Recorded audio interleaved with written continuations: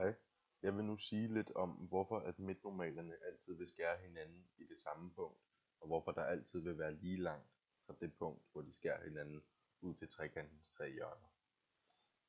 Og jeg har lige snydt lidt her og lavet en vilkårlig trekant på forhånd og lavet midtnormaler for to af siderne. Jeg vil starte med at fokusere på sidestykket AB og forklare noget om, hvorfor der er lige langt fra skæringspunktet på midten her, C, ud til A og B. Og det er der fordi, at en midtnormal, det er en linje, der skærer en anden linje midt over med en vinkelret linje, som vi ser her. Det er den her linje, der hedder I. Det betyder altså, at stykket fra A til I er lige så langt som stykket fra B til I. Det er altså to identiske sider her, eller længder. Og vi ved også, at linjestykket fra C til I, det er noget, som de to usynlige trekanter deler. Altså trekanten, der går fra B til C til I, og trekanten, der går fra A til C til I. Og når man ved, at der er to linjer, der er identiske, altså I til B og A til I er identiske, og siden de deler linjestykket C til I, er det altså også identisk.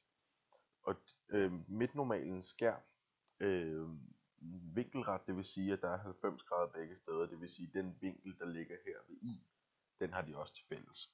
Og når man ved, at en trekant har en vinkel og to hoslæggende sider til fælles, så er de altså kongruente, det vil sige, at de er identiske. Og derfor må afstanden fra C til B og fra C til A altså også være lige lang. Og det er det samme, der gør sig gældende fra D til B her, og så til A, eller fra D til B til C. At der i det her punkt, som jeg lige vil konstruere nu, at der altså er lige langt herfra og ud til B og til A. Og det er præcis det samme, fordi der er også to usynlige trekanter her, kan man sige.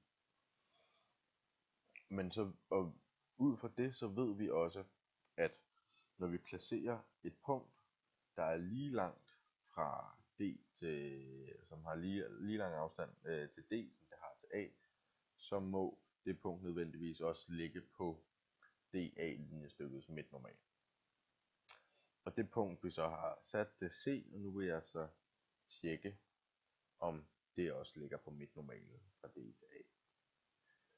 Nu kan jeg konstruere en midtnormal her, og ser, at den skærer simpelthen også C. Og når vi ved, at afstanden til D og til B og til A er den samme, så må vi altså også kunne konstruere trekantens omskrevne cirkel med centrum i C. Og det kan vi, fordi en cirkel er defineret af centrum, C og radius. Det vil sige fra C til D, eller fra C til B, eller fra C til A. Når der er den lige afstand, så må cirklen altså lige præcis skære alle punkterne. Det vil jeg vise nu. Så fremdeles. Så det vil sige, at en trekants midtnormaler altid vil skære hinanden i samme punkt. Det kan jeg også lige vise ved at flytte lidt rundt på den her. At det vil altså altid ske. Og afstanden fra deres skæringspunkt ud til de tre hjørner vil altid være præcis den samme. Og de vil altid danne centrum for